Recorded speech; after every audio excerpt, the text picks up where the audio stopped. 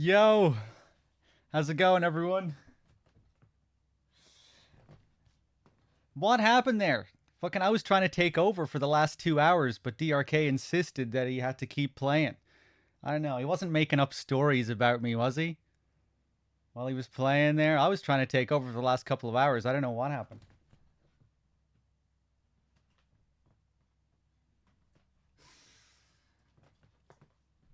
No, in all seriousness, I'm like Snake at the end of MGS4 now. I was moving through the streets like Snake in Metal Gear 2 Solid Snake. You know, his power walking. That was me. That was my level of determination. And then it turned out in the end I didn't need a new PS4 controller. The PS4 wasn't broken. It was the fucking USB cable. Oh, I couldn't fucking believe it. I thought the USB cable was fine because uh, the yellow light was appearing on the PS4 controller. The PS4 controller wasn't connecting, but the yellow light was coming on. So I thought, fuck it, that must mean that it can't be the charger. But yeah, it was. Didn't need to go into town to buy a controller or anything. Oh my god, I'm fucking sweating here. Let's see. Let's get back into Peace Walker and finish it off. I was worried. I was getting ready to cancel the stream. That's what was going through my head. I was like, damn man, I'm gonna have to re-download the game, and our DRK is gonna have to completely fuck up his sleep schedule. Uh, oh my god.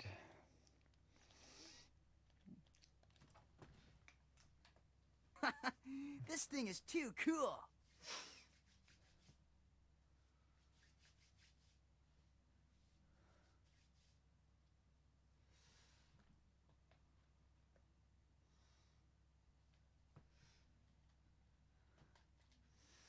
Let me see. Let me get comfy here. Did DRK play Peace and Kazuhira Blues?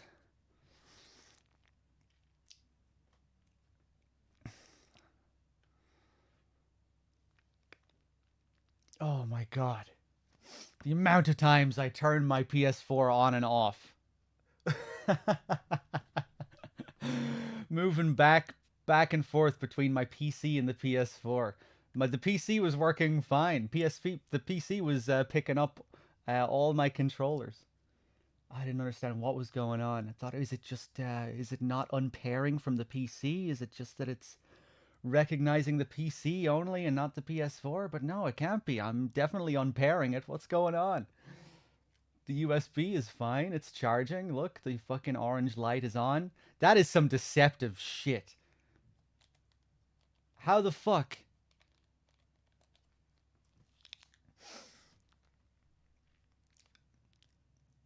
All right, let's load up this OHN file. Get myself a cold one? No, no, no. I might have a few beers after the marathon. Not right now. How far did I have to go to get the extra controller? Not too far. I fucking sprinted into town.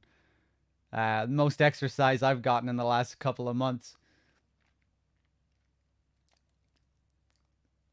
Yeah, the I think the whole trip was just like half an hour. I think it took me like 15 minutes to get in, 15 minutes to get back, roughly. Oh my god. Let's see. Let me go back to Mother Base first.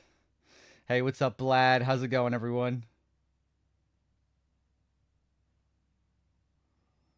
I need to change some settings.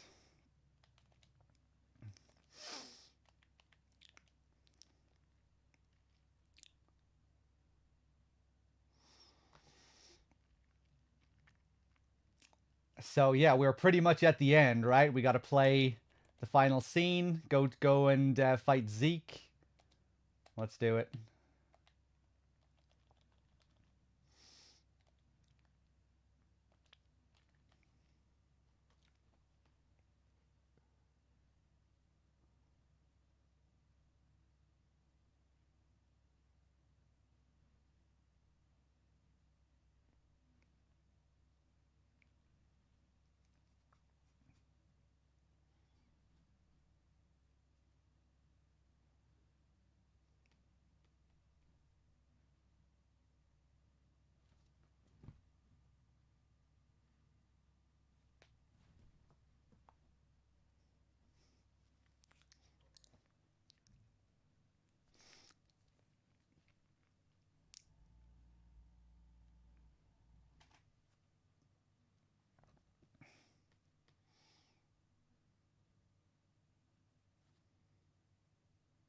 There's no audio. What the fuck? Hold on. Sorry, guys. I was busy changing my Streamlabs settings. Hold on, hold on, hold on.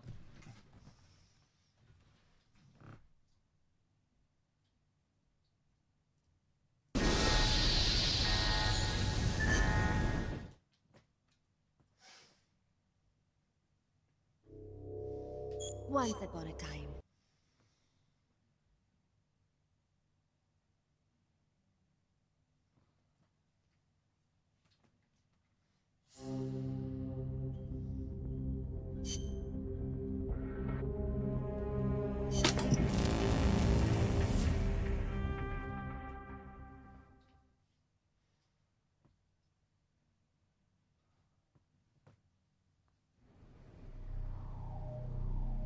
Big Boss!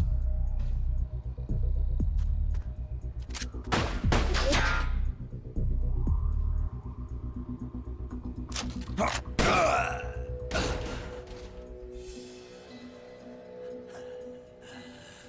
work is done. What are you talking about? V for victory! Rocket! Peace!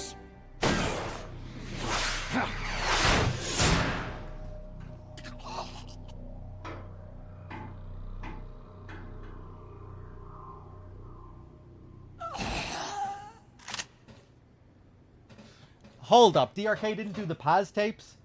Right, we're gonna cancel this again. Cause I found Zadornov. I had to kill him. Okay, we're canceling this again. We're doing the Paz tapes. We could do the Paz tapes afterwards, but I prefer to do them beforehand. It leads into the cutscene nicely, even if it's impossible to do that in a new game playthrough. We're doing the Paz tapes Once first. upon a time, there.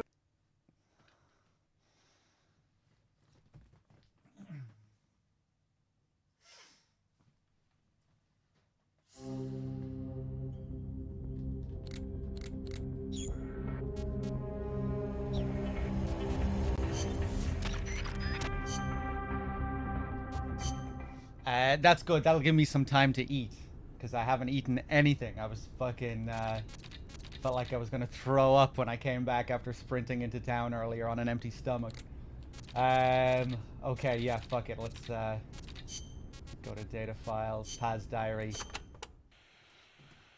As of today, I will be living here at Mother Base. Now my real trial begins. Zadornov was paying my room, board, and tuition, but he has since been captured. I told the man that with no more money from the KGB, I could no longer afford school. He bought my story, and when I said I would be willing to work, he took pity on me and let me stay. For some reason, Miller really pled my case. That was helpful, but the man is still a fool. His men are no better. They think their training makes them strong, but that kind of strength is nothing in the face of true power. And better yet, they wait on me hand and foot, believing I am just a schoolgirl. Looks like I won't be working too hard after all. Just today, while scouting out the living quarters, I saw a group of them in the corner of the deck making a fuss. Going over for a look, I saw they were feeding a kitten. A bunch of grown hard men, and they're the ones acting like schoolgirls. Look, isn't he cute? What is wrong with them? Disgusted, I just nodded and smiled. I must stay in character after all. I indulged their chit-chat for a few moments. Then one of them asked me to give the thing a name. They had just taken it from its mother. I named it Nuke. I improvised some nonsense about how our compassion for living things can help prevent wars. The men gave me a little fish. I held it out in my palm and the kitten happily ate it up. What a pathetic, feeble creature. It sickens me.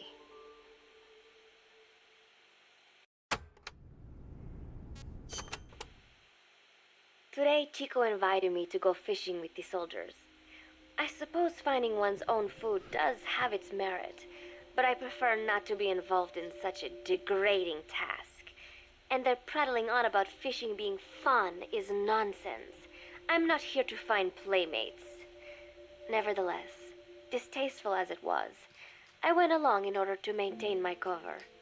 Chico thrust a fishing pole into my hands, and we went up onto the deck where several soldiers had gathered. They welcomed us warmly. With so few women aboard Mother Base, I'm treated like a princess.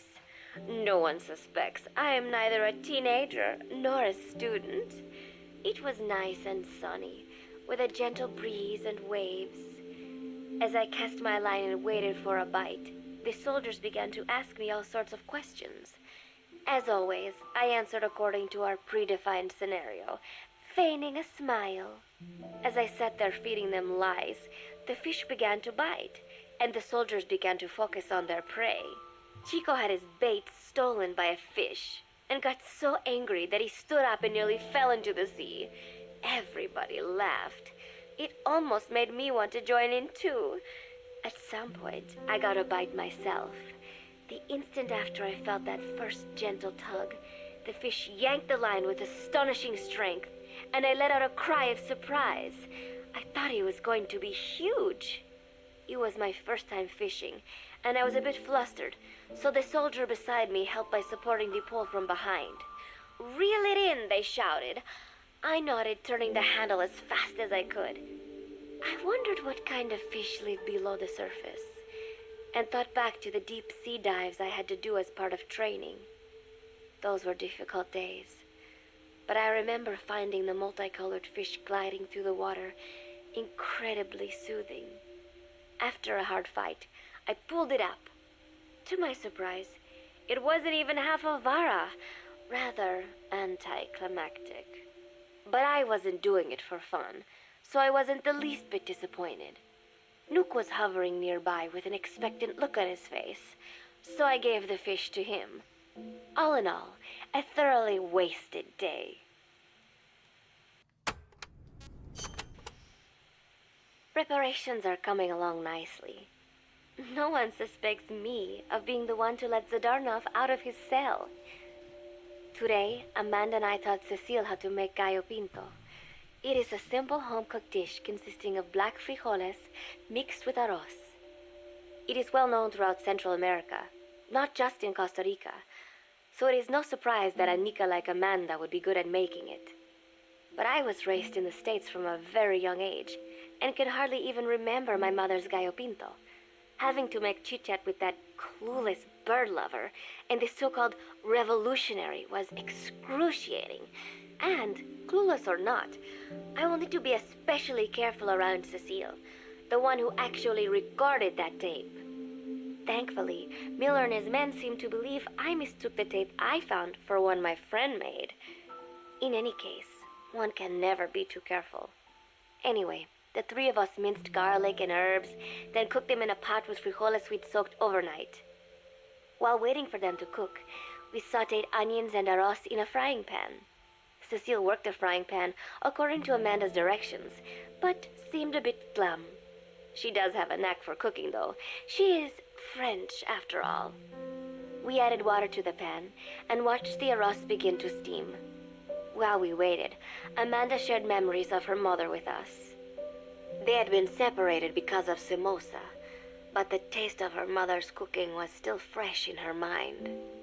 When the frijoles were ready, we drained the water, stir-frying them with the rest of the vegetables. Quite a complicated process for home cooking. Nonetheless, it kept them occupied. The longer we sat and talked, the greater the chance of my arousing their suspicions. With women, it is not enough to just bat your eyelashes and giggle. It takes a lot of effort to divert attention. When the arroz was done cooking, we folded it into the frijoles and added salsa, stirring the mixture as it simmered. At this point, for some reason, the conversation turned to romance. Why does it have to be that way whenever women get together and chat? Cecile fancies herself to be well-versed in such matters, and gave Amanda all sorts of advice. It was harmless enough, until, to my irritation, she began pestering me whether there was anybody I liked. "Not right now," I said, trying to dodge the question. But she pressed on. "It's Snake, isn't it?" I gritted my teeth and played it coy. "Maybe." Cecile nodded and giggled. "He is pretty sexy, isn't he?" What a ditz! It's Until I can manage to just survive, the thought of romance has never once crossed my mind. I have no interest in that kind of man. Soon enough, a rich aroma began to fill the room. The gallo pinto was ready. New came over and rubbed up against our legs, looking for a handout. Unfortunately, it was not the kind of food a cat would like. We let a few of the soldiers have a bite, and then headed off to the mess hall. The home-cooked flavor we'd achieved was a big hit with the men of MSF. Not that we are trying to impress them or anything. Even I could manage a dish like that. Snake enjoyed it too. Let me make this absolutely clear. I have no interest in that man.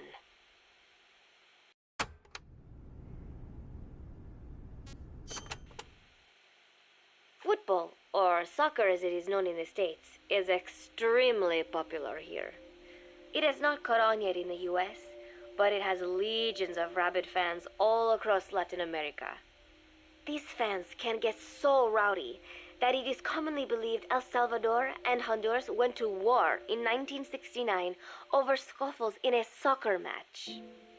In reality, tensions between the two countries were already high. The match was merely one of the sparks that set them off. But these people are so passionate about this sport that the story seems plausible. Predictably, many of the soldiers here are fans. They have apparently divided themselves into Costa Rican and Nicaraguan teams and started playing each other. To play, you need a ball and 2 goals. The R&D team built and set up simple goals on the deck. I had absolutely no interest, but Chico insisted that I come and watch. It was not a proper match by any means. The pitch was not even regulation size, but the players and spectators alike got pretty excited. They banged empty cans and shouted cheers through the handmade megaphones. It almost felt like carnival. Huey, the referee, blew a whistle to start the match. The soldiers' training has left them in excellent physical shape, but they lacked the honed skills of professionals and their play was quite rough. Midway through, one of the men collided with another. They started shouting at one another, but Huey stepped in. "I thought we had forsaken our countries, become one with the earth," he said, quoting Snake. "We're not competing for national pride here, and we are not fighting for the good of any one country. This is not a war. Soccer is a peaceful sport, am I right?" The soldiers nodded. They know the pain of war, and they share Snake's vision. Perhaps that is why all this resonates with them. Team Costa Rica was down a man, and somehow I was picked to fill in. Costa Rica had the advantage up until that point. I suppose Huey wanted to keep it balanced. The soldiers agreed with Huey's call. Maybe the Costa Rican players felt an even matchup would be more fun too. I could not be bothered to run at first, but chasing the ball out there in the hot sun, I was soon drenched in sweat. Before long, I found myself actively seeking out the ball, partially out of desperation. I picked up a loose ball deep on the opponent's side of the field.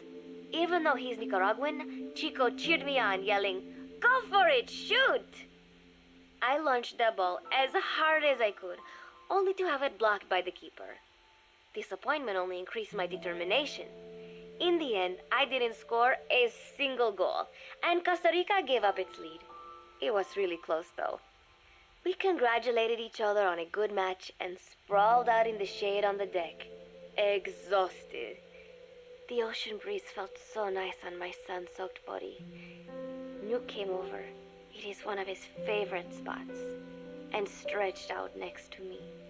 And together, we watched fluffy white clouds drift lazily across the clear blue sky.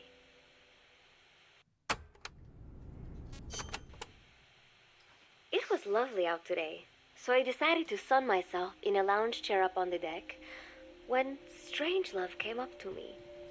Despite the heat, she was in her usual long sleeves and pants. I waved at her. She looked away and mumbled, "Hello there. Fancy meeting you here." I asked if she needed anything, feeling her eyes creeping up and down my body like she was savoring it. Finally, she swallowed and said, You have such beautiful skin. Bewildered, I shook my head and said, no, not at all. I had heard rumors that she was a lesbian. But she couldn't be after me, could she? She continued to stare and said, no, it is beautiful, but you must not let yourself get so tanned. And then she took my hand in hers. What is wrong with a little son? I asked, trying to cut the conversation short. But she shook her head violently. No, you mustn't. A young lady should take better care of her skin. She was acting strangely now, as if aroused. She lectured me on the perils of tanning, how it ages skin, causing wrinkles and spots, and in the worst cases, even skin cancer. I knew already that tanning could cause spots, but I thought only pale-skinned Anglo-Saxons had to deal with that. Having a scientist tell me it causes aging, though, that spooked me a little. If I am to keep playing the teenager, I will have to start paying more attention to my skin. Sensing my anxiety, she took a small tube from her pocket. She said it was the sunscreen she always used. She told me to keep it. I didn't know what to say. I was more than happy to take it, but exactly what were her intentions? Was she merely being nice? Or is she really into me? Either way, there was no reason to refuse, I suppose. I have undergone training. An out-of-shape woman does not pose any real threat to me. Having power means not being afraid. It is the same on a global scale. A country with nukes can dictate terms to a country without them. I thanked her and took the tube. Then she offered to put some on for me. She squirted some lotion onto her fingers and began rolling it into my chest. It happened so suddenly, and I was so taken aback that I did not even think to protest. She caressed my stomach with her long white fingers, then slid them upwards between my bikini-clad breasts. What? Wait, I sputtered as her moist eyes met mine. She was beautiful. Somehow, I found myself captivated by this woman more than 10 years my elder. Hold still, she whispered in my ear. I nodded silently, unable to refuse. My body went limp, motionless, as if in a trance. Gently, carefully, she rubbed the lotion all over my entire body. I shouldn't have enjoyed it, and yet I could not help myself. For a moment, I was spellbound. That woman is dangerous. I had better watch myself.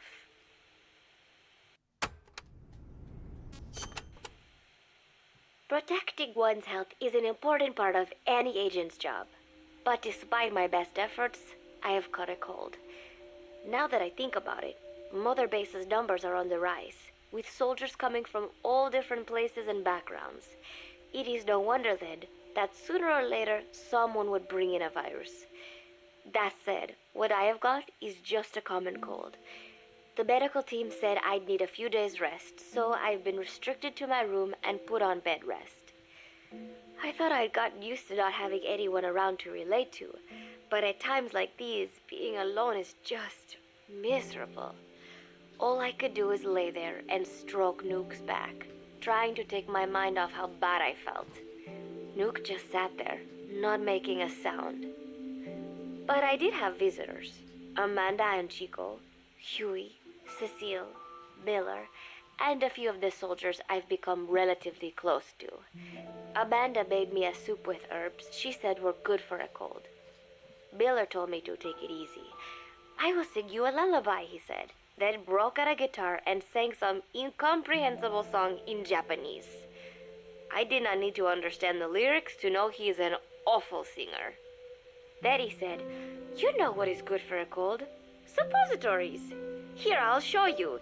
He began to take off his pants, so I threw my tissue box at him to make him go away. Then Strangelove showed up, saying she had some miracle Indian cure.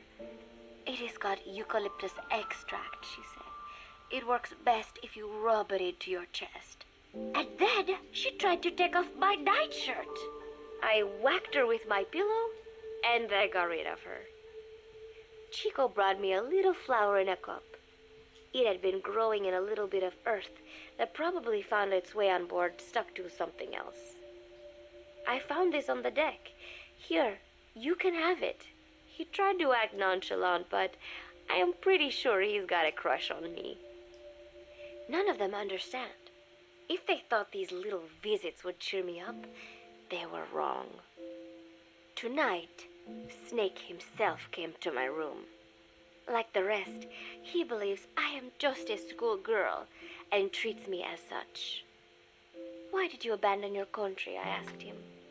Why create the MSF? Of course, I knew the answers already, but I wanted to hear it from him. As I had imagined, he was not exactly forthcoming. All he would say is that his country abandoned him because all he could do was fight. And that is why he needed the MSF, because that is all he is any good for.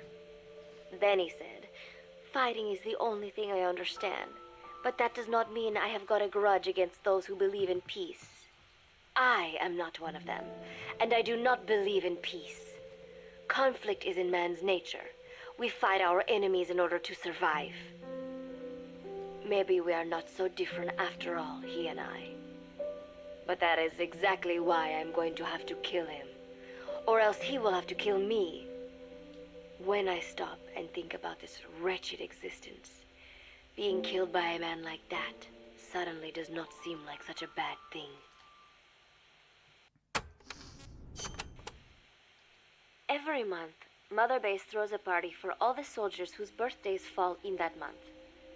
There is something strange about a military organization having parties. Really though, it is just an excuse to drink and make noise. It is not easy to get alcohol on a fortress in the middle of the ocean.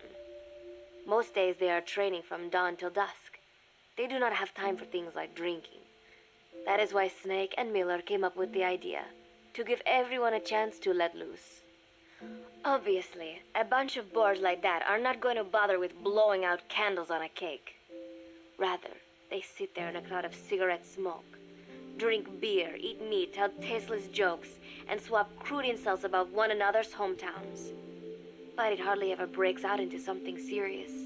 They talk up a storm, but they're just having fun. It is funny. You have got members of FSLN rubbing shoulders with the UCLAs, people who once would have considered the other mortal enemies. I wonder if that is what makes Big Boss so popular. In leaving their countries behind, they leave their hatred for other countries too. Miller seemed a little protective of me. Hope they're not being too crude, he said. But soon enough, he too was drunk. He yelled, "Come here and take a look at the real Kazuhira Miller," then dropped his pants and mooned everybody. The other soldiers burst out laughing. I have never seen such a crude, ridiculous party before. And yet, all these people, laughing and acting the fool. Is this what they call peace? For some reason, I began to think about all that has happened since I came here. Fishing with Chico, cooking with Amanda and Cecile, playing soccer, having visitors when I caught a cold. When I stop and think about it, my time here has been the most peaceful of my life. But that is about to end. I cannot imagine he will be willing to negotiate. It seems I am to fight the legendary Big Boss. I do not know if I'll be able to beat him, but if I have to choose between death and defying Cypher, I will gladly choose death. The thought of dying does not scare me, but if I disobey my orders, the fear and despair awaiting me will be far worse than anything I can imagine. It was Cypher who took me in as an orphan, gave me food and a place to live. His orders may have been unreasonable, but I will never repay my debt entirely. It seems I have no choice. I must fight this man. I must fight Snake. Juno Miller, Snake's right-hand man, apparently has got at least one serious weakness. He is an insatiable womanizer.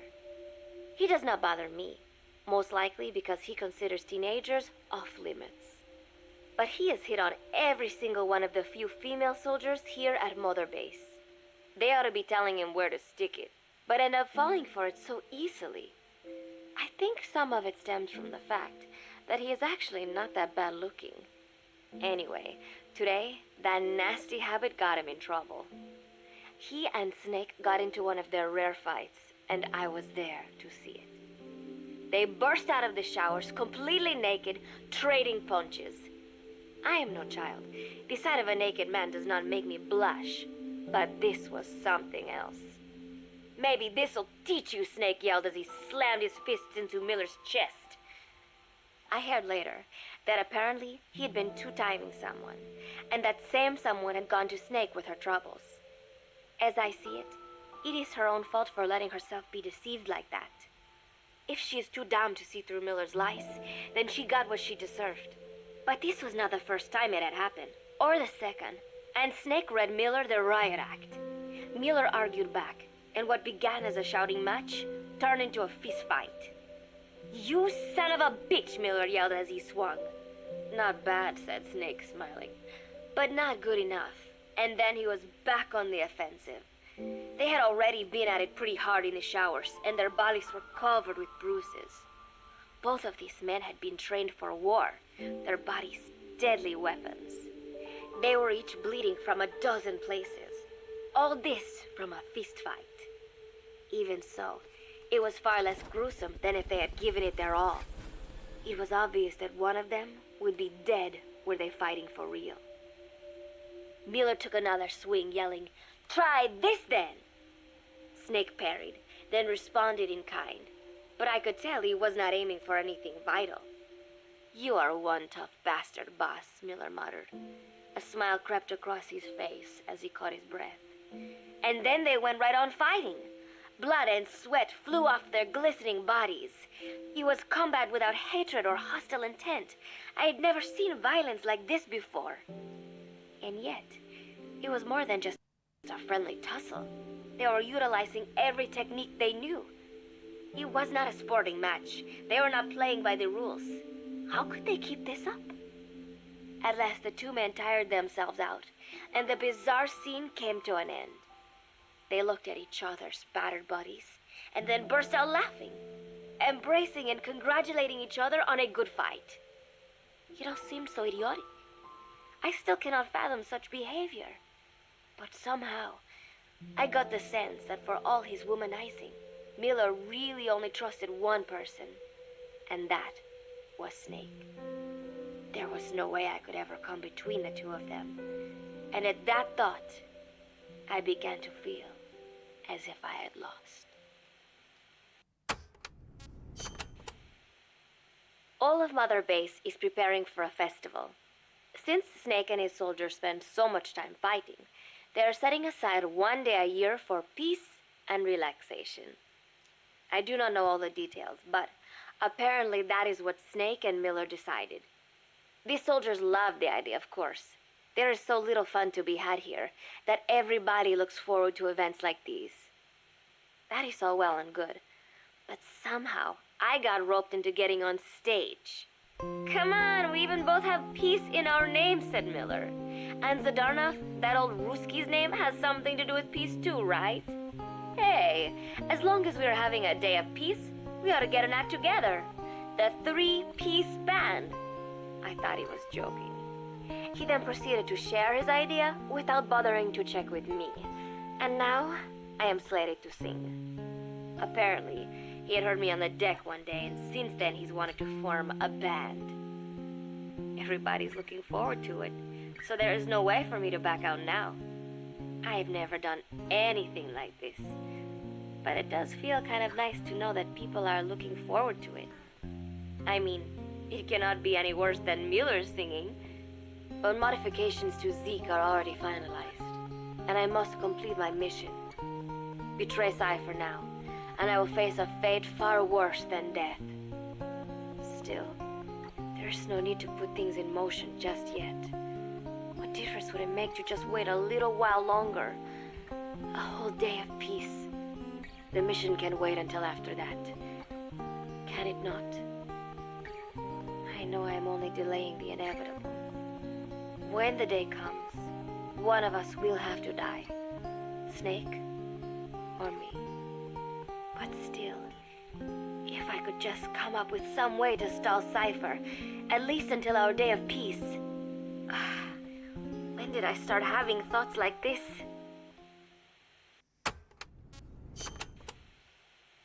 My cover is blown. They know nothing of Cypher or my true objective, but they know I am a spy. There is no more time left. I must act now. I must complete my mission. How did it come to this? All I wanted was 3 more days. Just 3.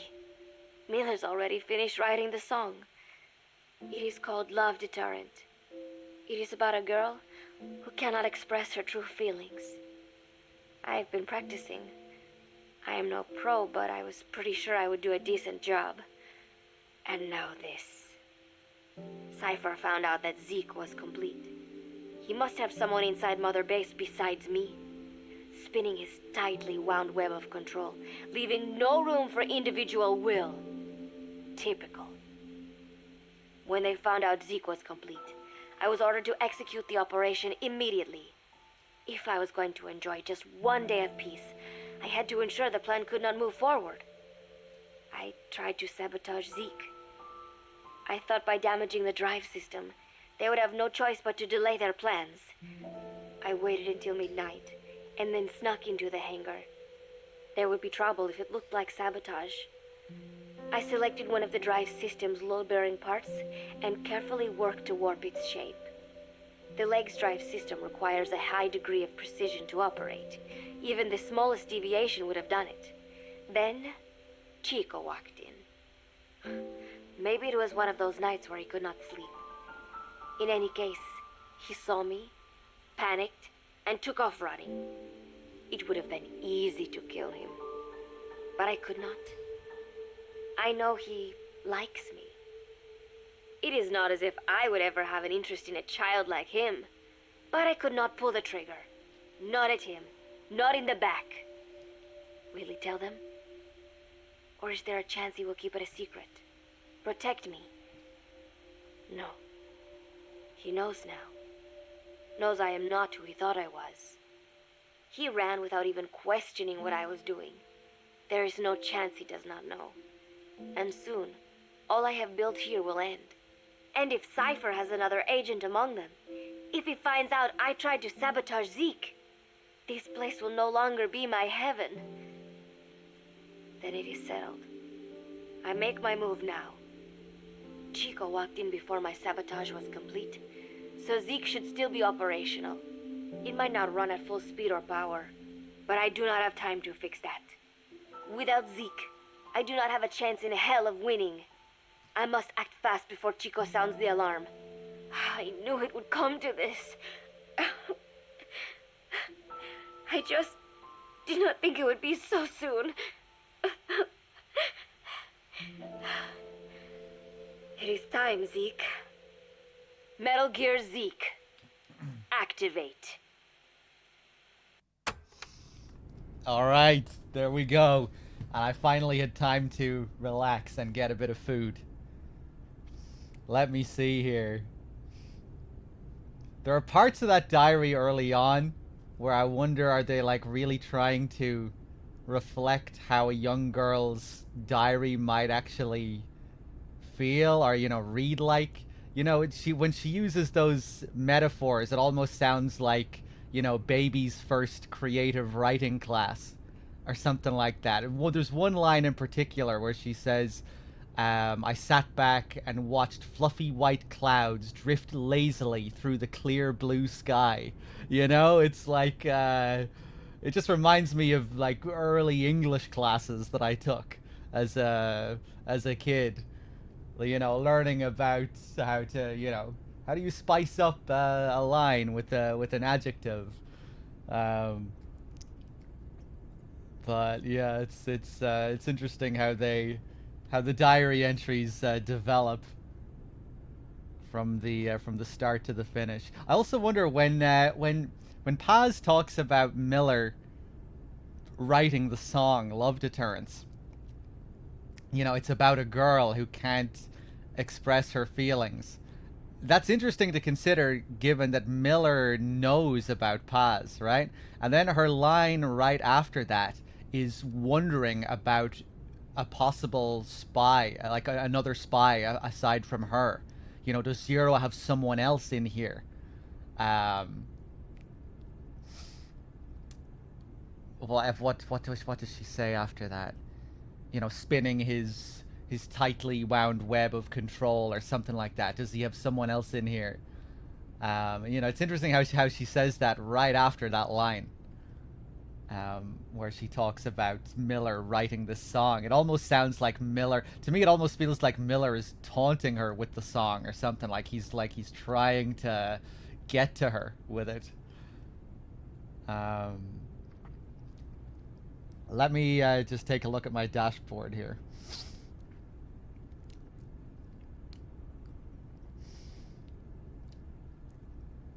I know everyone likes to imagine that that's horny Kojima writing those tapes, but Peace Walker had a good few writers, and Kojima's on record saying that he doesn't do nearly as much writing for the series as he used to. But well, by the time of MGS5, he said that he doesn't write as much, and I think the majority of tapes are written by other staff. So this diary, I have a feeling, probably wasn't written by Kojima. Maybe he came in just for the 5th tape. Maybe he came in just for the horny tape. I mean, you can come up with your own headcanon, I guess, whatever you want. I don't think we know the specifics regarding who wrote what for Peace Walker, but I reckon, given how the earlier games were handled and how Kojima did all the mandatory calls and cutscenes for the early games, and then had Fukushima do optional calls primarily. I reckon Kojima probably wrote all the cutscenes and maybe some of the more less optional tapes. I mean, I guess they're all optional, but you know what I mean. But yeah, I reckon the majority of the tapes were not written by Kojima in both Peace Walker and 5. If I had to bet, given what he said before and how he's handled the previous games. Hold on a second. Alright, I think we can finally get into the Zadornov cutscene. Did you miss the spicy stuff? You just missed the spicy stuff. Oh, well, Kojima, obviously, he approved of the Paz tapes, and he probably came up with the concept for it, you know, even if I'm sure he does outline much of the story that is then written by others.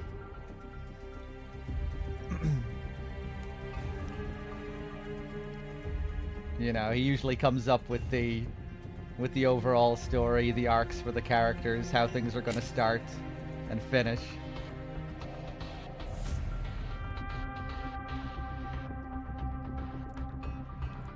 Alright, let's do it. Well. No.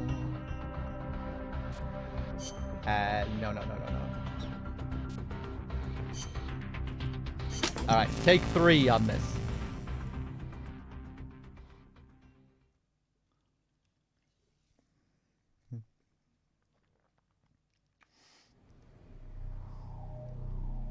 Big Boss!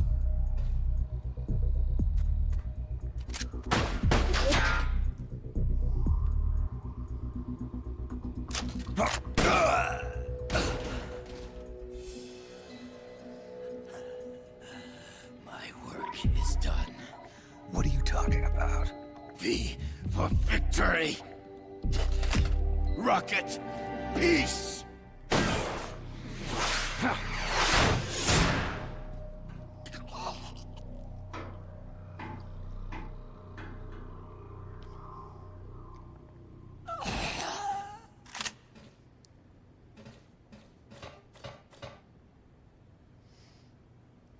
Kaz, I found Zadornov. I had to kill him. Huh. So much for our fugitive. Something's not right here. I'm thinking he had a friend. Someone inside MSF. Huh? What's going on? It's Zeke. It's moving. What? There's somebody inside. I can see them. Snake, get up here. Pronto.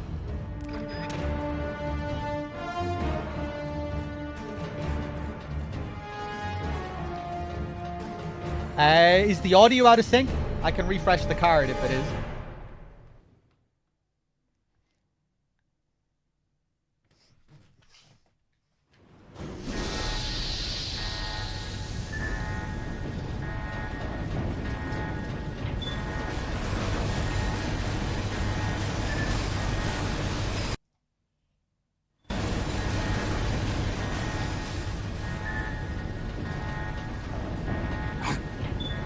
Took you long enough, Big Boss.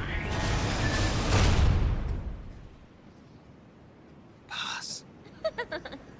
Get down from there before you hurt somebody. Maybe I want to hurt somebody. What's going on? She's not herself. Oh, I am myself, all right. My true self.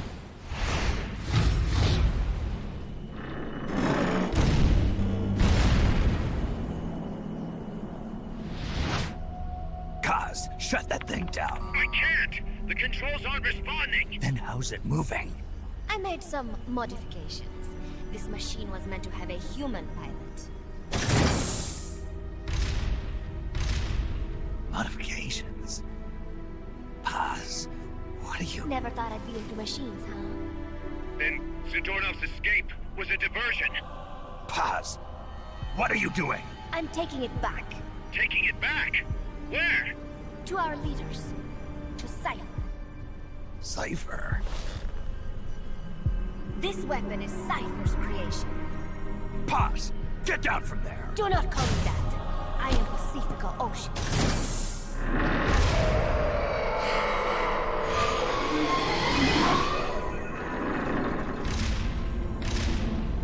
My name, my age, my mission. Cypher gave them all to me. My entire life has but one purpose. To carry out Cypher's plan. The nasty tobacco. The angel of peace crap. The whole thing with a dream routine. I am through with all of it. Paz, you can't. It makes me want to puke. Everything is going exactly as we planned. Now the real Peace Walker project is finally about to reach its goal. The real project?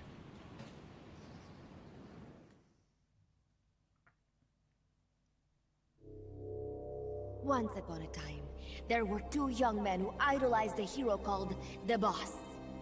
One day, they suddenly lost the point of origin. This Cypher, that was like a mother to them. Unable to come to terms with their sorrow, they each decided to carry on the will of their hero. But they could not agree on what that meant. In the end, they became bitter enemies, and the Zero from which they both started was split into two. And you have been on the wrong path ever since. There is no happily ever after waiting for you in the end, unless you obey the will of Cypher. Where does an army without borders call home? A state without borders, of course. A world without borders. A world without borders. The Cold War order is about to collapse. The age of electronic intelligence is about to begin. The NSA, CSS, NRO, DIA, etc., etc. The intelligence community that is long bickered amongst itself will be united in a world governed by electrons. Cypher will gather all information, watching over the world and guiding the will of its people, all while they remain blissfully unaware. There will be no one to oppose them. For the first time, the world will be ruled by a single will. Until the new order is in place, you and your army will be the force that protects it. You will be Cypher's deterrent, pulling the wool over the eyes of the old order with your charisma and military prowess. Accept our offer, and we will allow you to retain control of MSF and Zeke. That's an offer. The boss threw down her gun, and with it, her life's calling. You, her disciple, have never been able to do that. You are too afraid to let go. I was made to fight. I am a gun. Is that so? Then what do you call this? Is it a gun too? You are a lousy liar. Admit it. This thing is a monstrosity. A product of your own fear. But not Cypher. Cypher thought of something different. Cypher's going to control guns. Control guns. That is right. Not deter. Control. It is the ultimate approach to the illusion of peace. Control power. You're gonna be disappointed. Then we are done. Thank you for playing. Better luck next time. The offer Is rescinded. And now the ultimatum. Zeke is already in nuclear strike mode. What? I'm taking the weapon you built and using it to launch a nuclear strike on the east coast of the United States. You're insane. What are you after? But wait, here is your consolation prize. We are about to show the world just how dangerous a gang of outlaws, an army without borders can be. You and your men will become pariahs, and you will be wiped off the face of the earth. Rather than heroes, you will be seen as a well-armed extremist cult prone to indiscriminate outbursts of nuclear aggression. you will give rise to a new world order, an age of deterrence defined by its fear of extremist cult influence. Do you like the picture I am painting, Big Boss?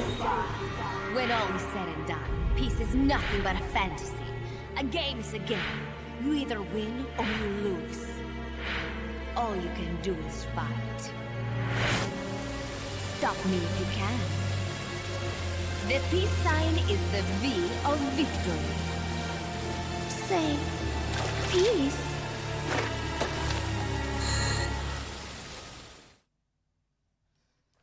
No! She's gone insane! Let's do it.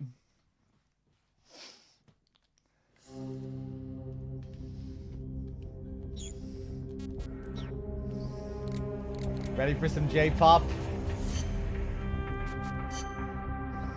Let's do it. Let me see here.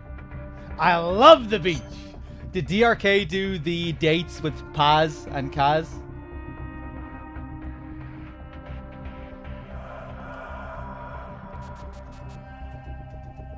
He did.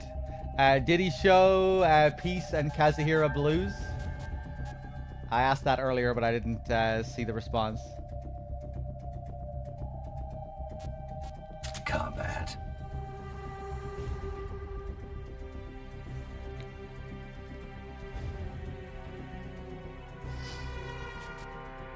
Well.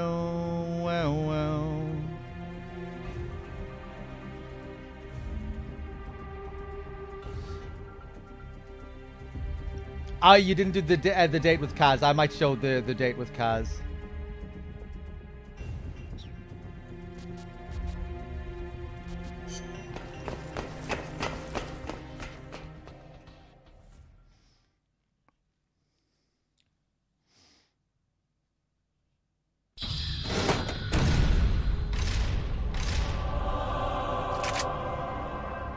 She's gonna launch a nuke. Snake, we've got to stop her. Whatever it takes. Awaiting your orders. Yeah, I thought maybe you switched over to do Stop me if you can. both of the dates.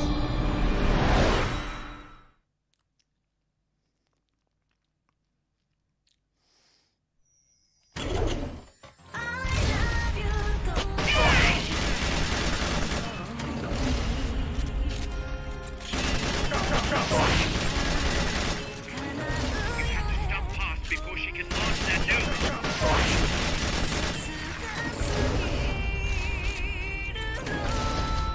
We've activated the hatches on the tank. You can use them as cover so long as they're open. Using pretty low-grade launchers, so it might take a while.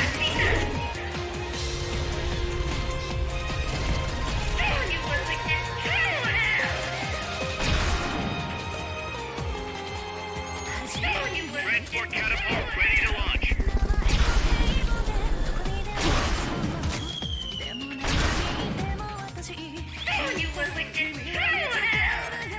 Strike request acknowledged. We'll need you to tag the target directly. First, make sure you're safe by pressing up against a wall. Mother Base's gun platform to use. The control panel is on the edge of the deck. You can't fire from that position. Use a different platform.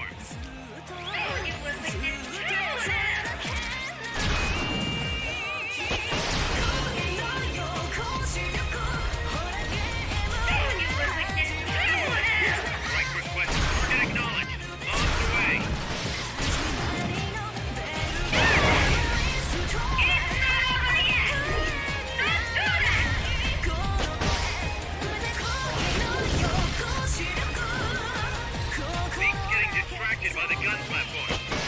Now's your chance to attack. Rocket launcher ready to fire.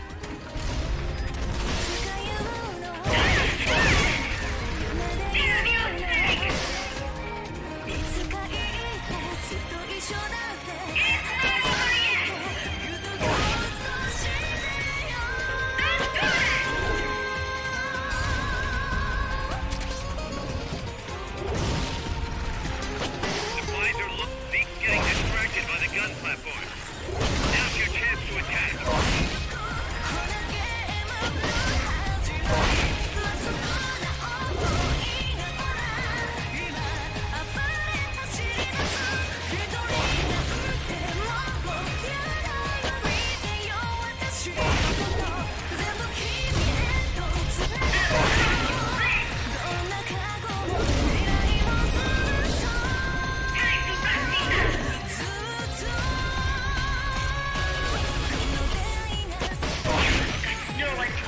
Rocket launchers reloaded.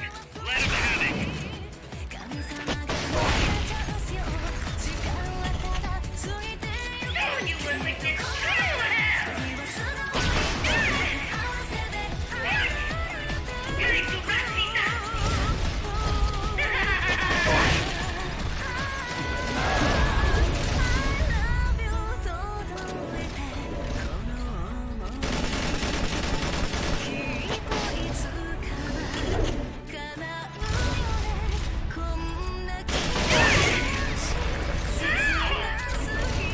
Anti-ship missile is loaded and ready to launch. Uh-oh.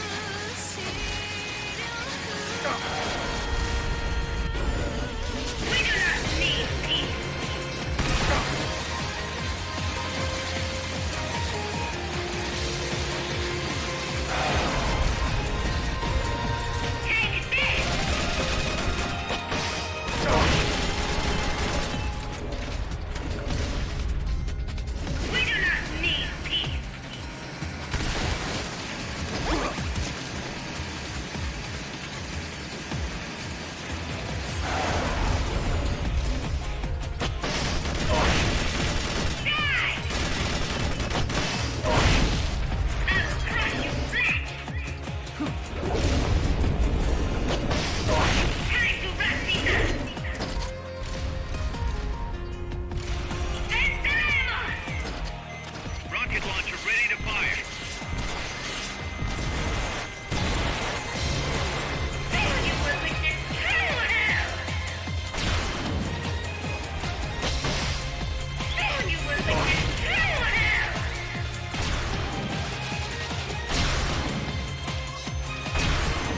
Locked on target. Fire.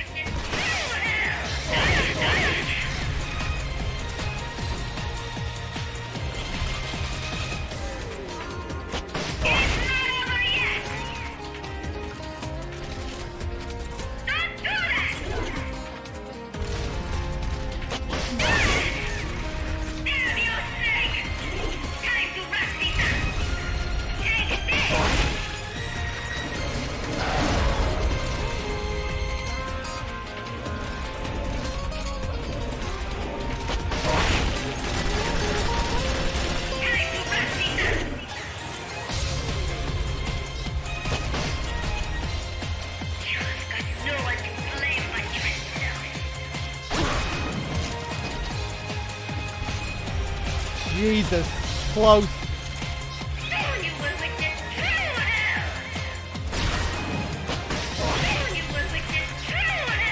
Rocket launchers reloaded.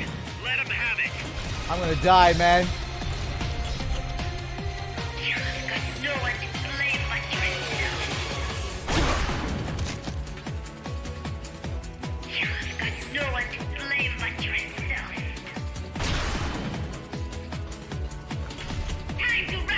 You bitch! Ah! Transport catapult ready to launch.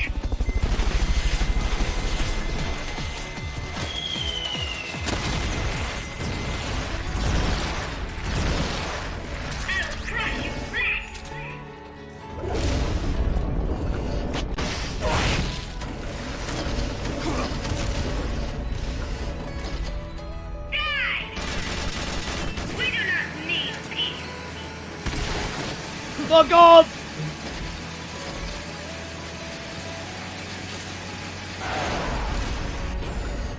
We do not need peace.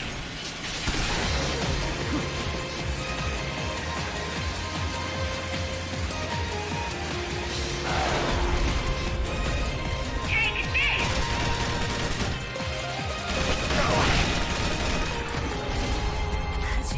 We do not need peace.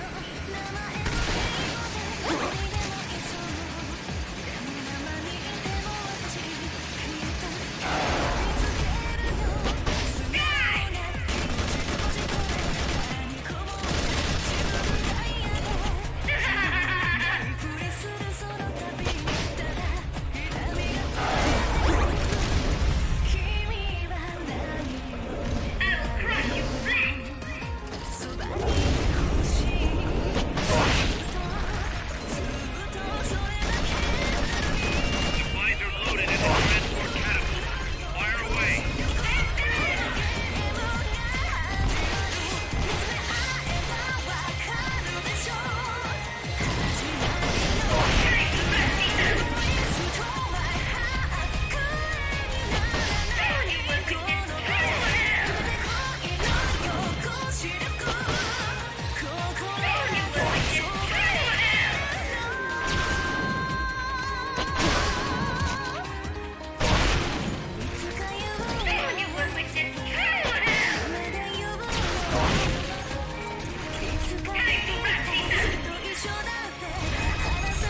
Transport catapult ready to launch.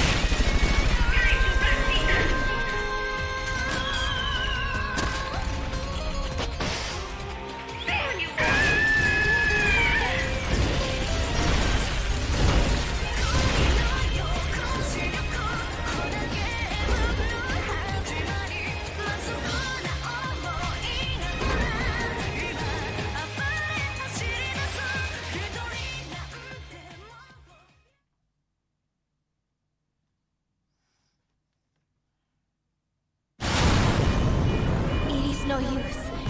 Zeke is out of my control. This is where it ends. Listen to me, Big Boss. As long as your army is needed, the world will never know true peace. The peace you will know will be fleeting, elusive. They will use you, disgrace you, and then finally discard you like they would a cancer to society. This is the path you have chosen.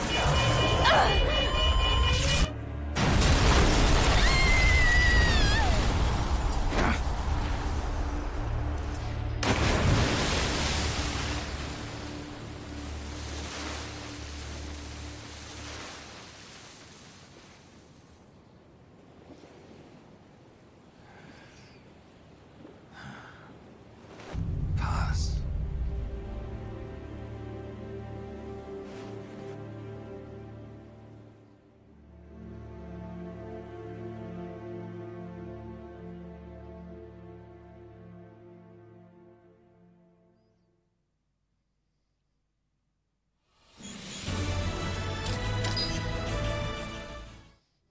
Who would have thought that little girl was working against us?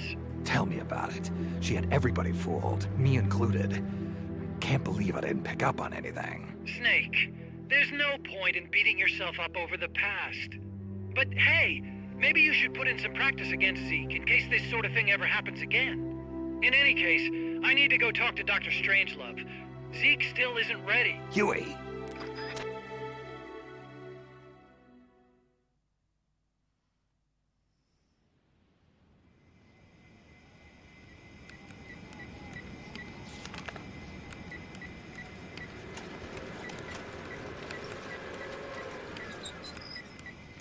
How's it going?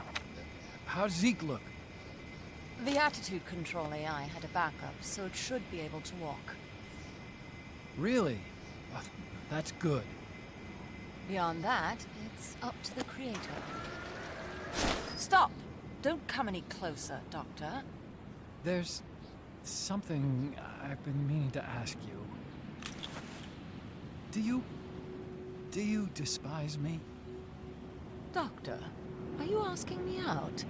No, no. Not at all. No? Pity. Because I've just had my heart broken by someone else. What? I only like those who can stand on their own. If you fancy me, then come walk with me. Who knows what miracles might happen. Love is blind after all.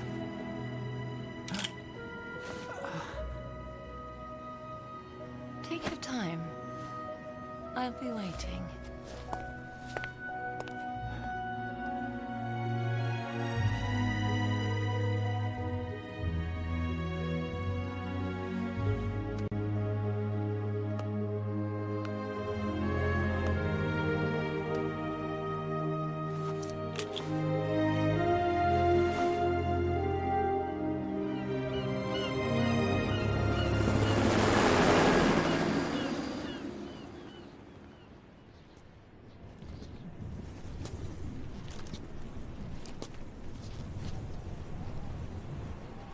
Snake!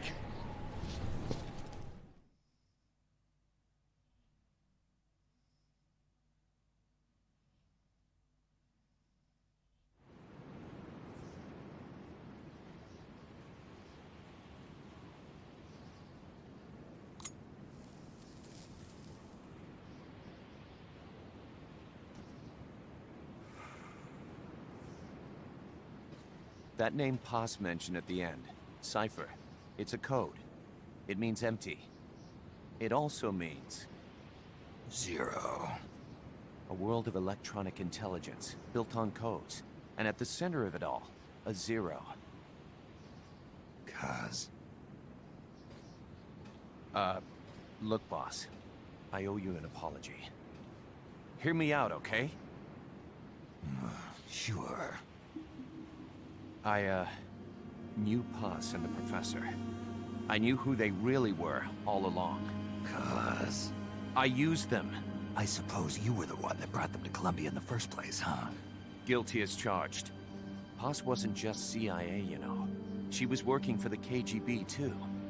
And for this Cypher group. In other words, she was a triple agent. You knew all of this? Wait, let me finish. Listen. MSF never would have gotten this big if it weren't for them. This mercenary business we built. Someday it's gonna be a new driving force in the world economy. Is that your goal all along? The Cold War's not gonna last forever. Sooner or later it's gonna give way to an era of regional conflicts and terrorism. A paradigm shift from counter-communism to counter-terrorism. In the new age, armies won't be tied to states, and war will become a business.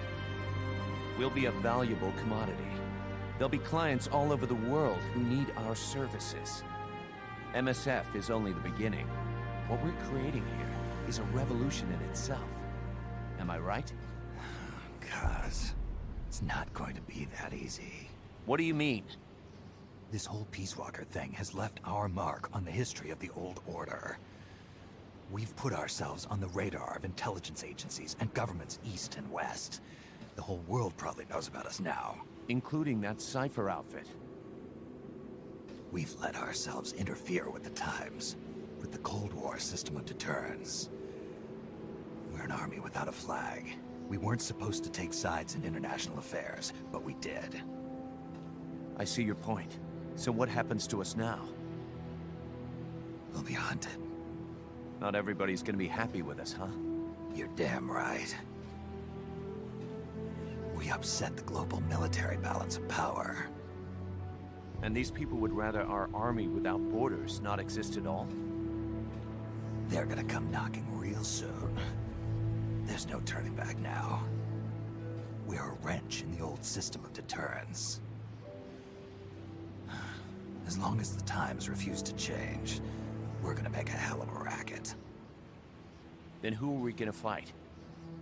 The establishment. Anybody who tries to restore the old balance wants to snuff us out of existence. Which establishment? It won't be a particular country or ideology that hunts us. Who then? We are going to be fighting the biggest beast of all.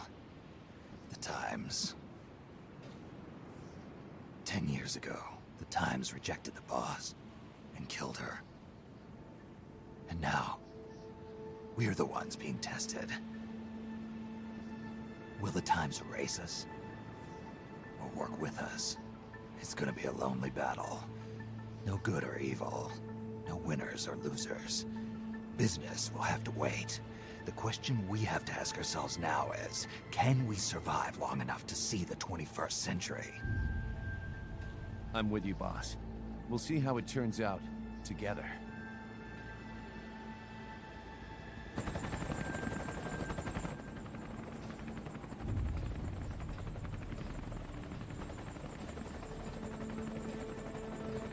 The hunt is on, Kaz. And the whole world's on our tail. Assemble the men.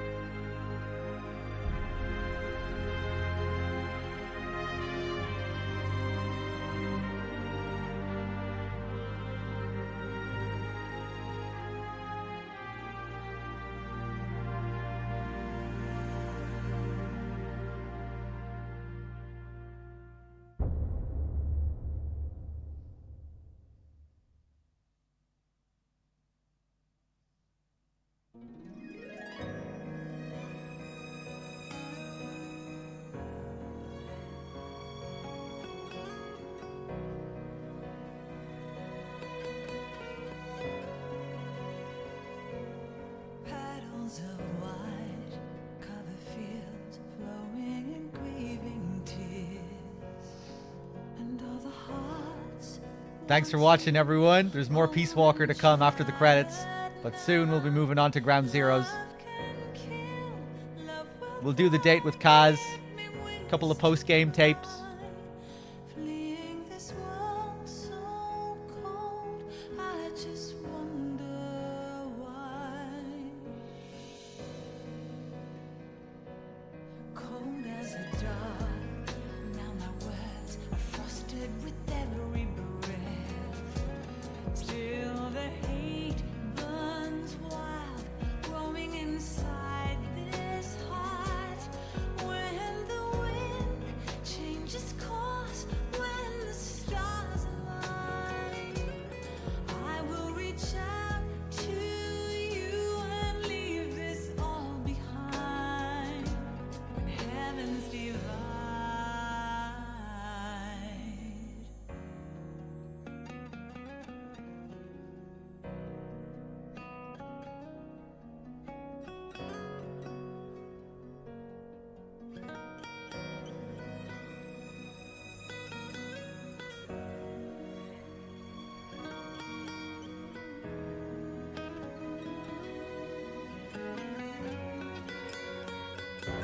When heavens divide, I will see the choices within my hands.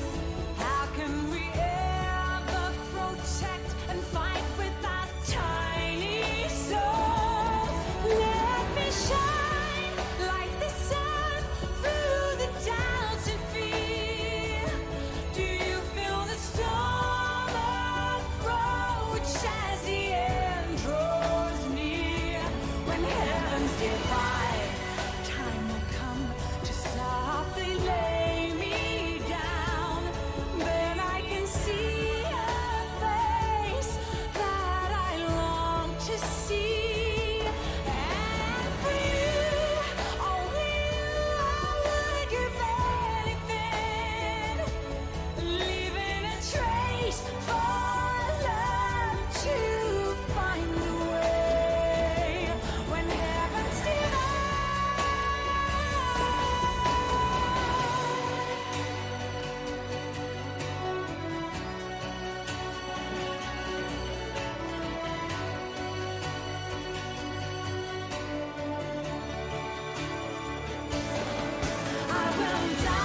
to the fire, spilling the blood of my desire. The very last time my name scorched into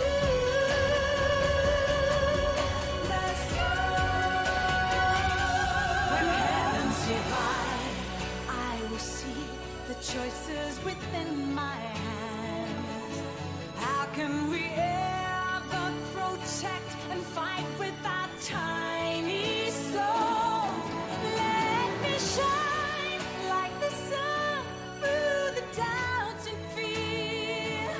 Do you feel the storm approach as the end draws near? When heavens divide, time will come to softly lay me down. Then I can see a face that I long to see. And for you, only you, I would give anything, leaving a trace for love to find the way. When heavens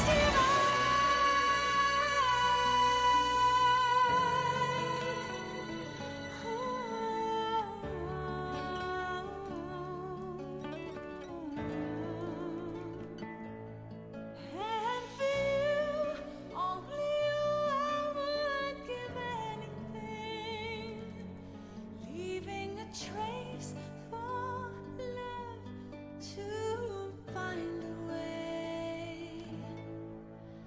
When heavens divide.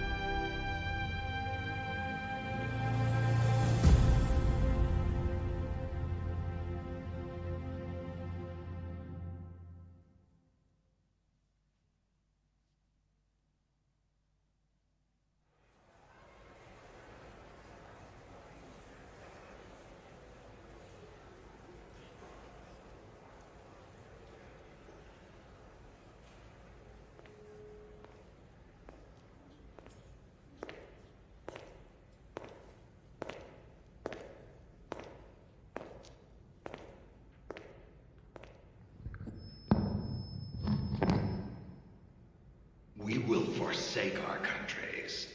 We will leave our motherlands behind us and become one with this earth. We have no nation, no philosophy, no ideology. We go where we're needed, fighting not for country, not for government, but for ourselves. We need no reason to fight. We fight because we are needed. We will be the deterrent for those with no other recourse.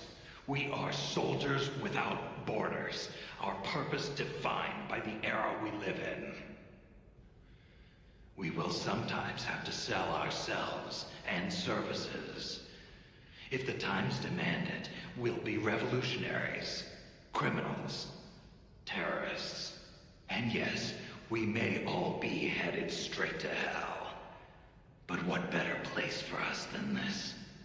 It is our only home, our heaven and our hell. This is outer heaven. No, this is Three Dog. The next marathon is on Outer Heaven. That'll be next month. So, yeah, make sure you go and follow Outer Heaven if you haven't already. If you're new to this whole MGS shit that we do here, this crazy 5-day shit, if you're new to all of this, make sure to follow DRK over on twitch.tv/Outer Heaven, because that's where the next marathon is going to be. And that should be at the end of next month. Hold on 1 second, guys.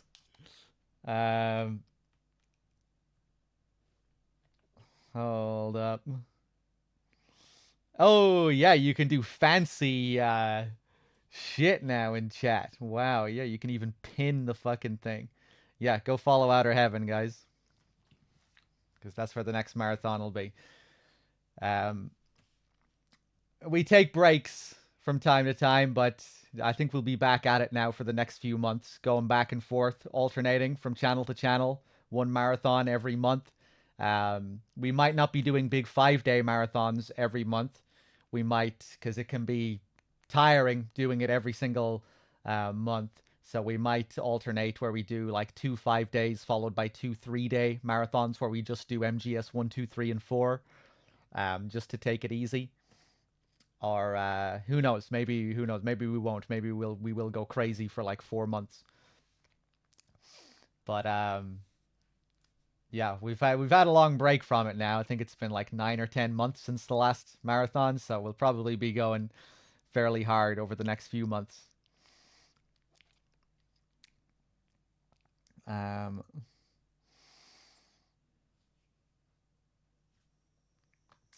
on a second.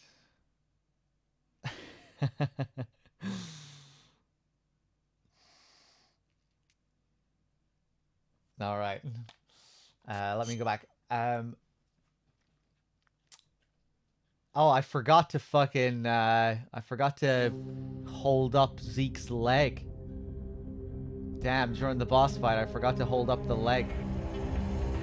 Well, it looks like we're gonna have to restart Peace Walker. Alright, back to mission 1. Starting again. I did not press any fucking buttons there.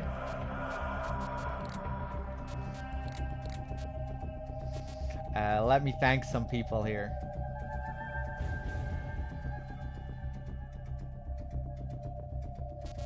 Ho, oh, oh. Let's go have a date with Kaz, shall we?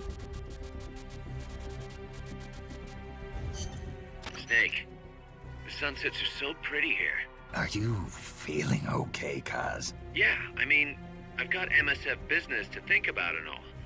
But sometimes, it's nice to just sit and watch the sunset, you know? Yeah. Snake, would you be up for going to the coast to watch the sunset? Just the two of us?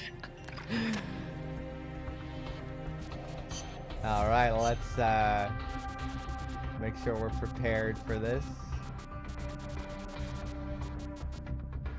I love the beach.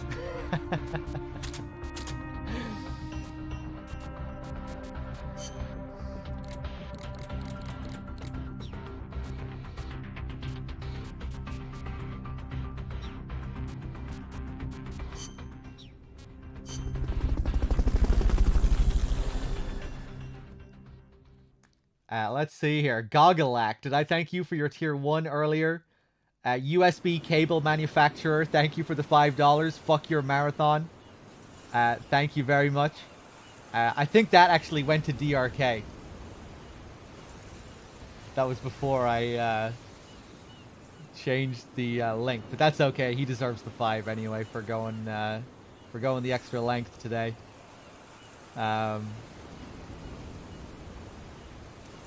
Let's see, who else is here? Kiyu Kitsune with the Prime sub as well. Thank you. Much appreciated.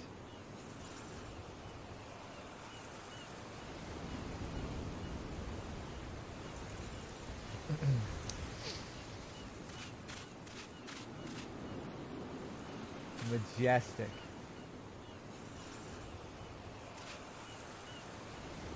I've been waiting for you.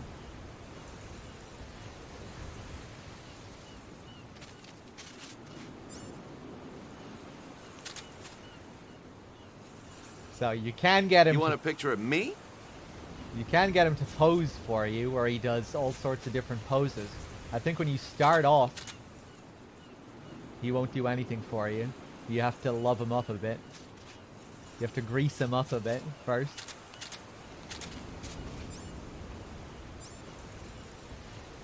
How does he react to the stun rod? Oh, you can't even use it.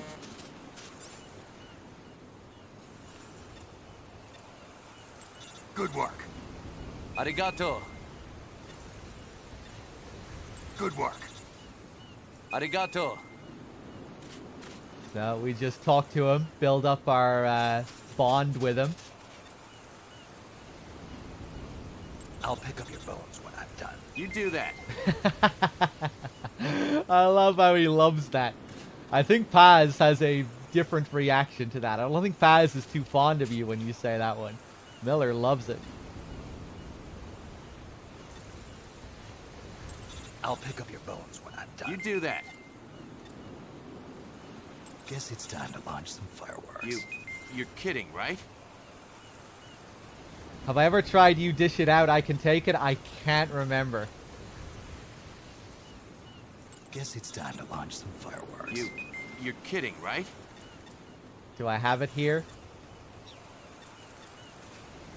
I don't. Maybe I'll go back and change it. Kept you waiting, huh? Can't wait any longer.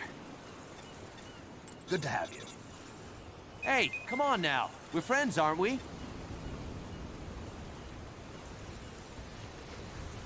Good to have you. I'll pick up your bones when I'm done. All right. Impressive. Cut it out. You're making me blush. I like it. Hey, come on now. We're friends, aren't we?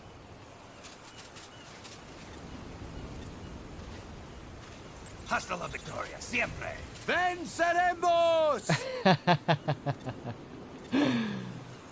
Stick with CQC. Anytime. Nice. Hydra! Hydra!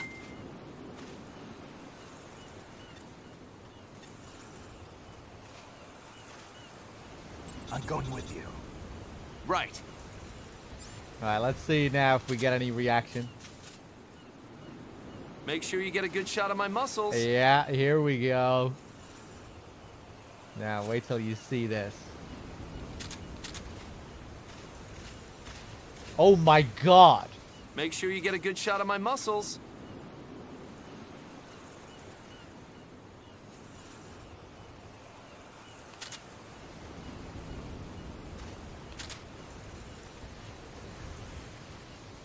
Make sure you get a good shot of my muscles.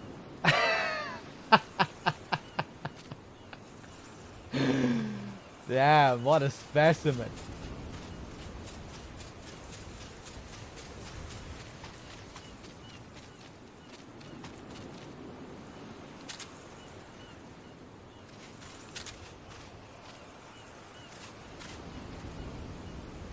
Make sure you get a good shot of my muscles. There it is. The Liquid pose. Because of course, Liquid has a certain connection to this character. But what's really cool, look how he comes out of the animation when I unequip the camera. Sick. Just like Liquid.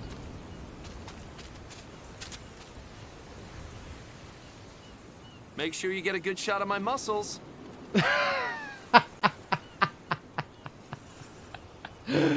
There it is.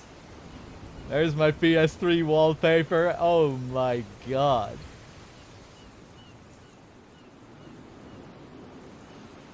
What do you even call this? Peak male performance?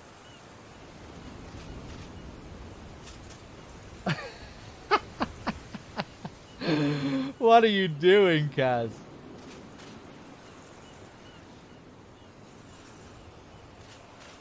Is that some kind of sunbathing pose?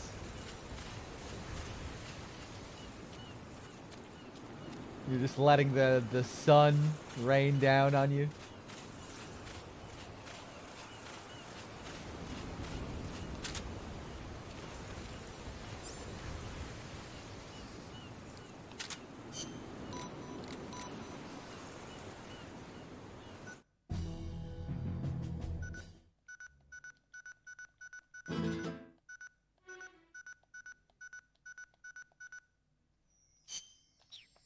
I love you 届いてこの想いきっといつかは叶うよねこんな気持ち切なすぎるの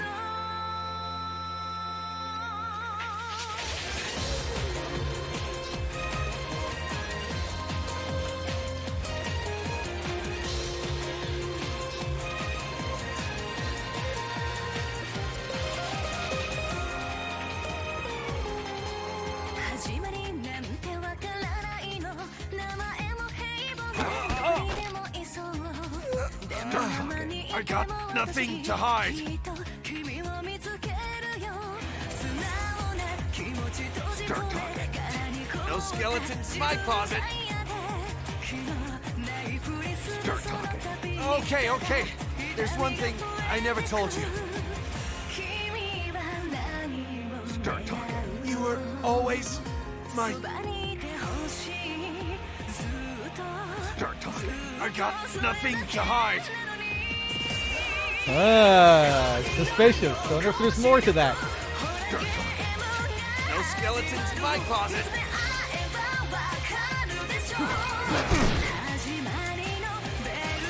You can even break his glasses here.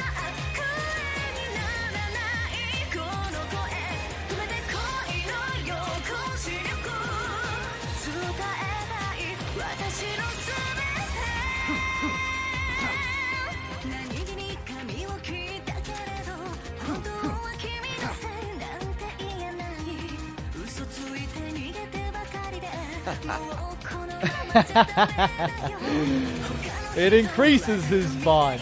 He loves it. Whoa!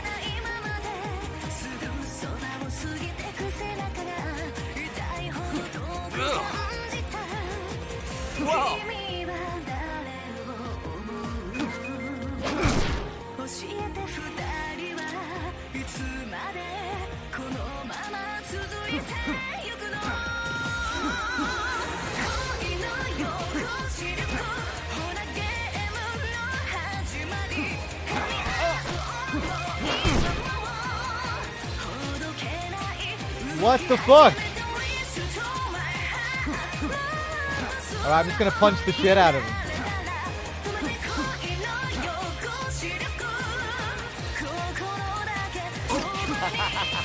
I think I got them. You get a sound. Yeah.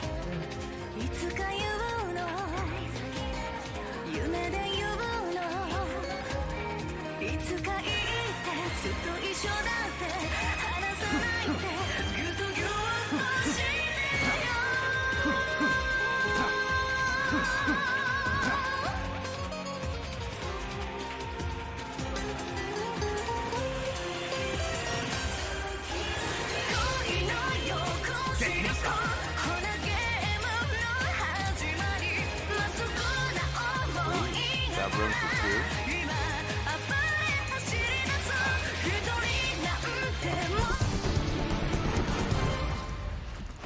Glad to be with you, boss. So, always interesting for people who haven't seen it before. There you go, the many wonders of Peace Walker.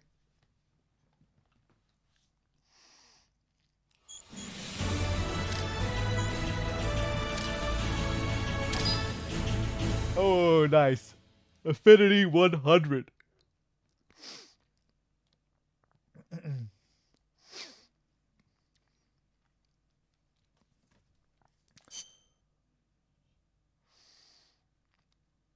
You cannot drown Kaz, unfortunately.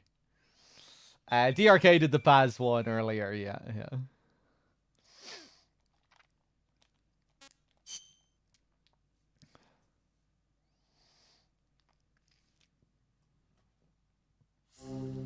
It's about time we had something like that in the series, you know? The amount of pervy shit you can do to the women in the series. It's really about time that they made up for it.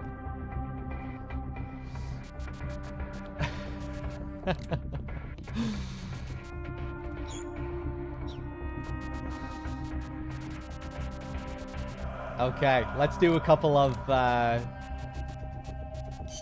tapes, post-game tapes.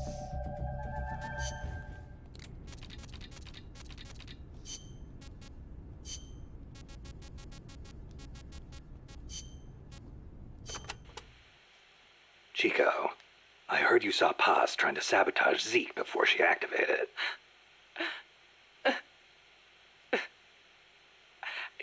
I should have stopped her. If only I hadn't run away.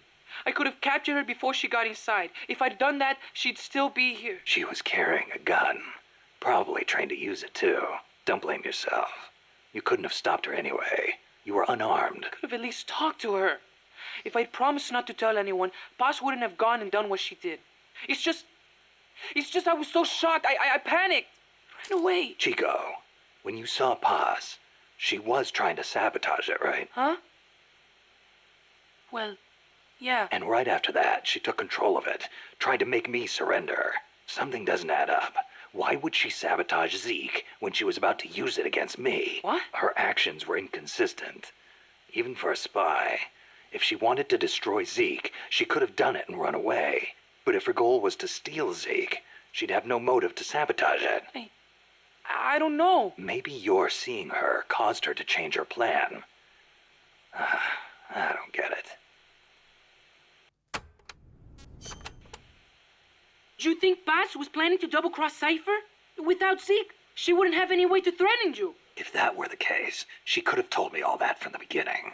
She wouldn't have had to try and sabotage it. I guess so, but that was the day before Peace Day. Paz was going to sing in a band. I couldn't wait to hear her. What if she wasn't going to double-cross them? Maybe she just wanted to at least be able to enjoy that. Chico. I knew it! If only I hadn't run away. If I talked to her. Promise I wouldn't tell anybody. Don't second-guess yourself. Think about who might have been hurt if you kept quiet. Yeah, but... Besides, we don't know for sure she's dead. She was ejected into the ocean, and she had scuba equipment with her. Yeah. Stop beating yourself up over the past, Chico. Put your hope in the future. The past is the past, but the future is up to you. Right, boss. All right, now let's go over to Miller.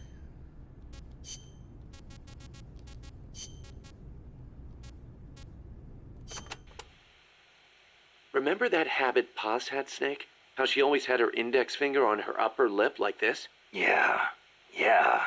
It bugged me ever since we first met her. Never figured her for a snuff user. I can't believe we never noticed. She used the kind where you keep a pouch of leaf in your upper jaw, let it absorb through your gums. She might not have been used to it. Probably used her finger to keep it in place.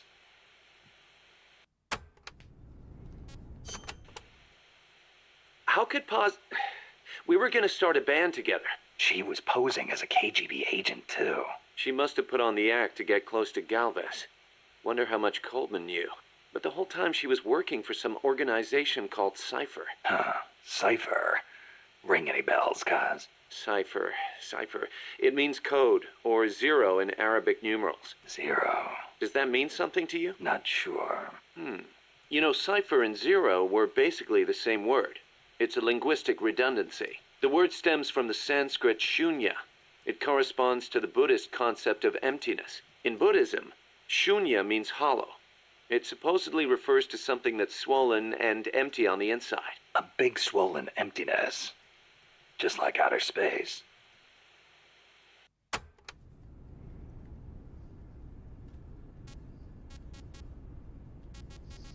Oh, Miller. So, if you do all of the missions in the game, all the side ops, everything, you unlock Peace Walker's equivalent to the post-game phone call. You know how in MGS 1 and 2 you get those post-credits scenes that kind of serve as the final twist of the game, usually Ocelot conversations. Well, Peace Walker has one of those as well. You do get the post-credits scenes after both of the endings, but none of those really feel like the traditional sort of post-credits twist that you get in the earlier MGS games. You know, where it's like a phone call conversation. Like I said, the Ocelot kind of conversation. Well, Peace Walker has one of those. If we go to data files, this is like the final tape of Peace Walker. The phone call. Let's take a look.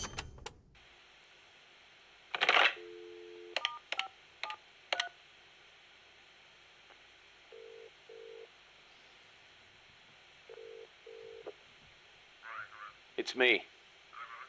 Smoothly? Naturally? No. Big Boss doesn't know the truth.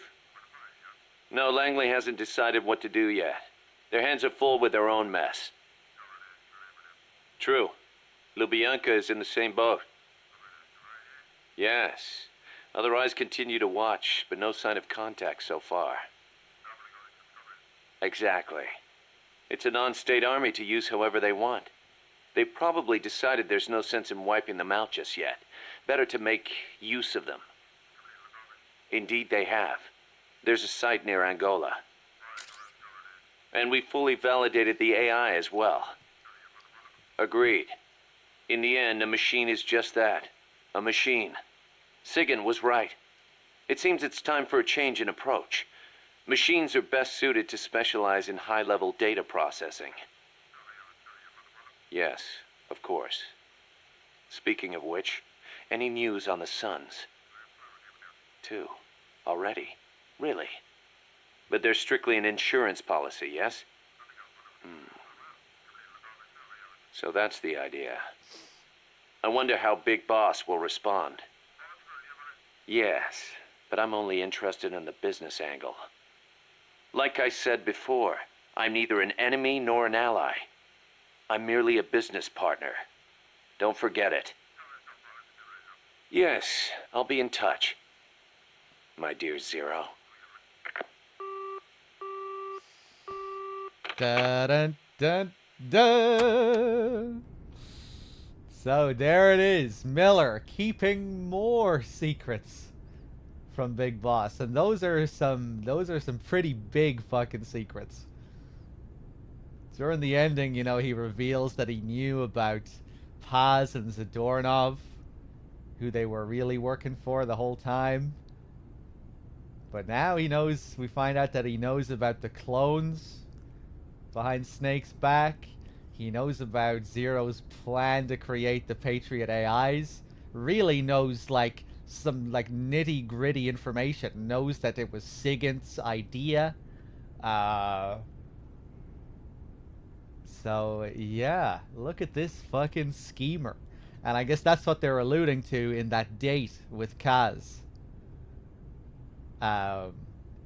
You know, and when you grab him, he's like, "There's no skeletons in my closet." You know, he uses a couple of other lines that basically say the same thing.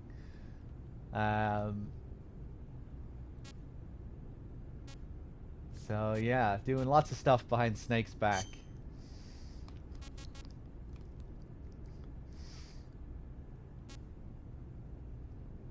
So, yeah, maybe Huey has a point when he calls him out for it. Okay, I think it's finally time to move on. Actually, hold on. Chat, remind me for the last time. Are we playing Peace and Kazuhira Blues?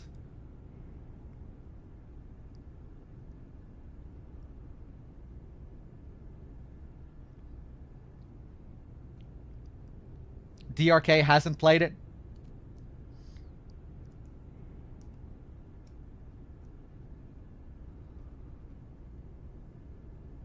Okay, let's play some Peace and Kazuhira Blues. I'll see if I can find my Ground Zeroes, my Japanese Ground Zeroes disc. Hold on, give me a second.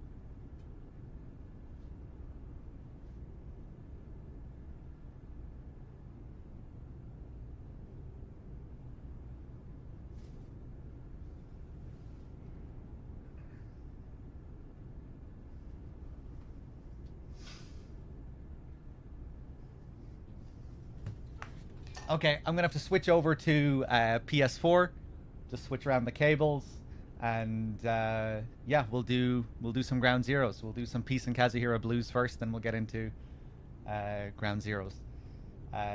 Give me a minute. I'll be right back. I'll play some tunes while you wait.